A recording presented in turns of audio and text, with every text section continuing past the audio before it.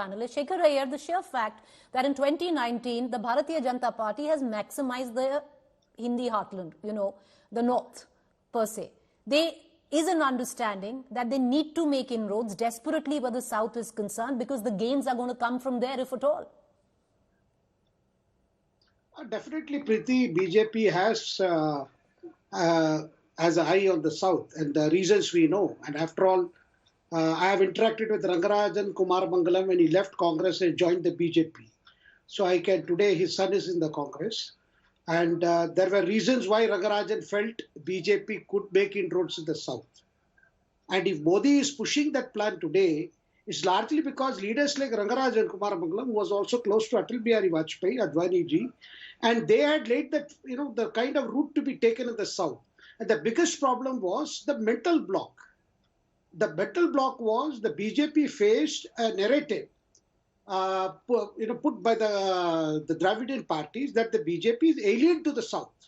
So that is a narrative that the Prime Minister is continuously fighting. It is not that they are expecting some big harvest of seats in 2024. It's a long-term strategy that is in the offing in south and particularly in Tamil Nadu. That is why your Kashi Tamil Sangamam, it had a second edition this year, and constant references to the Tamil language is only to convey the impression, look, we are not a Hindi party.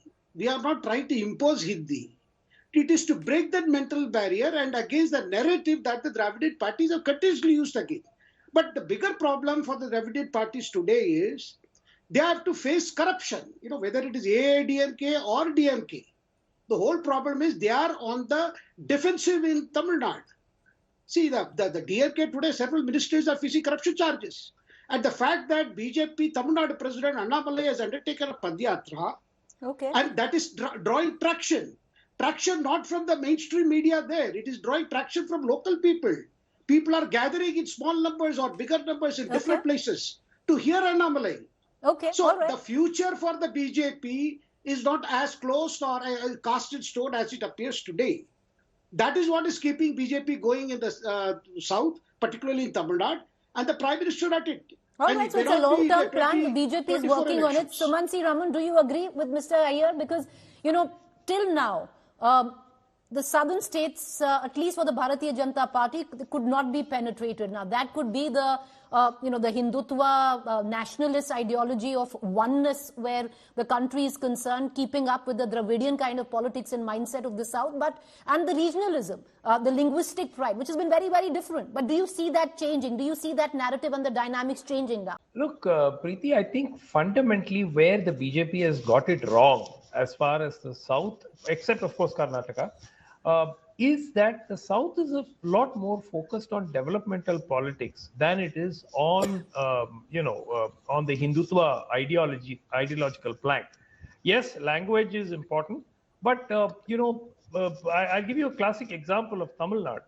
Tamil Nadu, where the BJP could have significantly made inroads had they focused on the developmental agenda.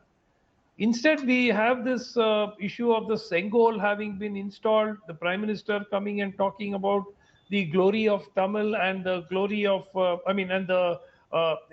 importance of the Kashi Tamil Sangam and so on. I think that's completely not striking a chord at all.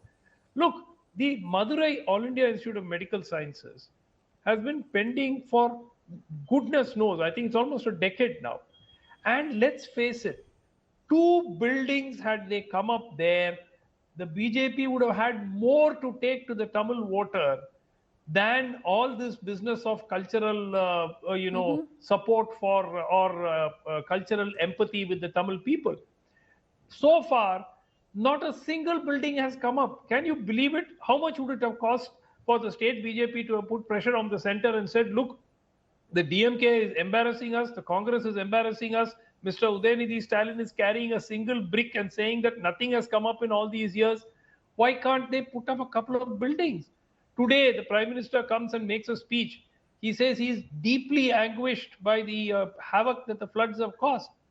300 crore was given, 300 plus crore was given from the National Disaster Relief Fund for the floods in Himachal. Okay. Nothing has been given from the NDRF funds for Tamil Nadu. So this is where I think the BJP is really missing the trick. There is no amount of stuff that you talk about temples or Sengol is going to replace the fact that the DMK Congress's persistent message that the developmental projects in Tamil Nadu are not moving as fast as they perhaps should be moving is causing them. I think the only time the BJP, one can say did well in an alliance was with AIDMK. I'd want to bring in Kowai Sathin as well there. You broke your alliance in 2023, sir, with the Bharatiya Janata Party. Is it back on the anvil for Lok Sabha? Do you think you will benefit electorally without the BJP or with it? Yeah, good evening to my fellow panelists. So let's our viewers understand. The national parties were shown the door way back in 1967 in Tamil Nadu. It's been like 5.5 decades. The parties are struggling to find a way back in this state. Having said that, what's happening in Tamil Nadu or the southern states, Congress and BJP are trying to and struggling to find a demographic relevance. I wouldn't deem in by saying political relevance, but they are struggling hard to find a demographic relevance.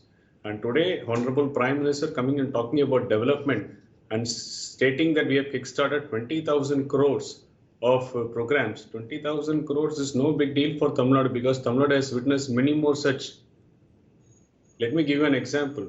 When Tamil Nadu was facing transportation issues of getting coal from Calcutta port to Tamil Nadu for the power, leader MGR purchased 2 ships in 6 months' time. And when our leader Edappadiar want to kickstart the metro phase 2, 62,000 crores, when he sought funds from the center, it is same BJP which said that we can't take part. He said, okay, fine, we'll go ahead with our own finances. So there were instances in both Dravidian parties wherein any metrics you take, be the social development indexes or any development for that matter. Allow me to ask you a question. The state of Tamil Nadu has benefited best under whose tenure?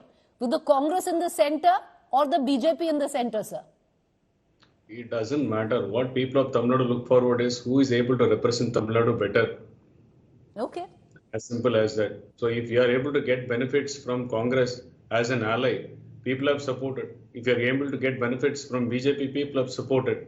And we have demonstrated. It remains to be seen, sir, who the AIDMK will get benefits from in 2024. But we're going to leave it at that. It's a question that you really don't want to answer right now. But Shehzad Poonawala has been wanting to make a point. And Shehzad, the question is also the core ideology of the BJP is Hindutva. The South doesn't speak that kind of language. If the Bharatiya Janata Party, of what you rattled off right in the beginning, on the push for Vikas, on the push for developmental project, on the push for an anti-corruption platform.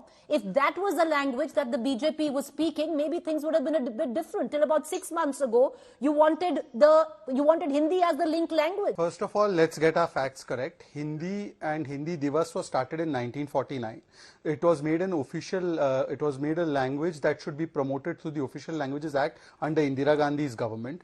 There was a parliamentary committee constituted, and in 2011, when Mr. Chidambaram was the Home Minister, if I'm not mistaken, he was the one who tabled the recommendations about pushing Hindi in the usage of national advertisements, in the usage of railways, and so on and so forth. He signed on that document. So unless the contention is that Congress was imposing Hindi on the people of the other states, then that is another issue. And by the way, the Prime Minister and the Home Minister both come from non-Hindi speaking states, which is Gujarat. So that is the last people they should be alleged of Hindi imposition. But having said that, let me make a couple of very important points. First of all, this entire idea that, Hindutva politics is not acceptable. When Preeti we won only 2 seats in 1984, where our second seat came from? One came from Gujarat. The second seat came from Hanamkonda, which is today in Telangana. Back then, it was in Telangana.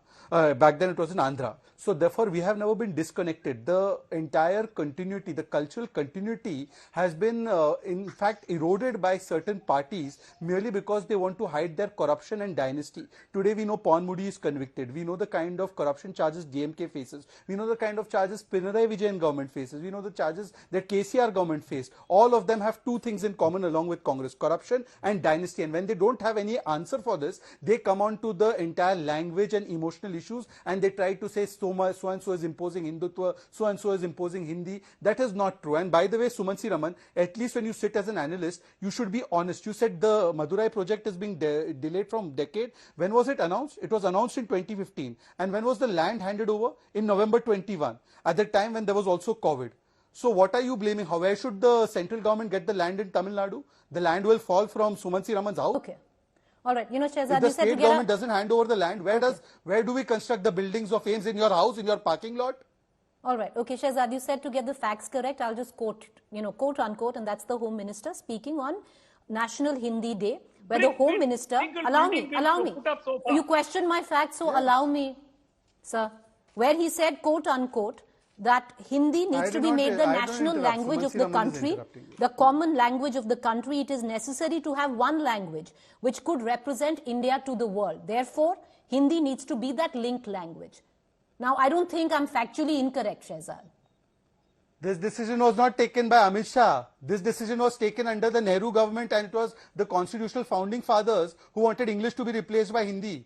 Please go read the Constituent Assembly. It was Congress leaders who wanted it not to be an official language, but to be a national language. Today it is a Raj Bhasha. It is not a Rashtra Bhasha. It may be a Rashtra Bhavana, but it is not a Rashtra Bhasha. But Congress leaders wanted it to be a Rashtra Bhasha. The fact is, this was said, Shehzad, and this is, in my humble submission, these are just arguments and a matter of debate where the Bharatiya Janata Party is looking to make foray into the South. These have been the hiccups earlier.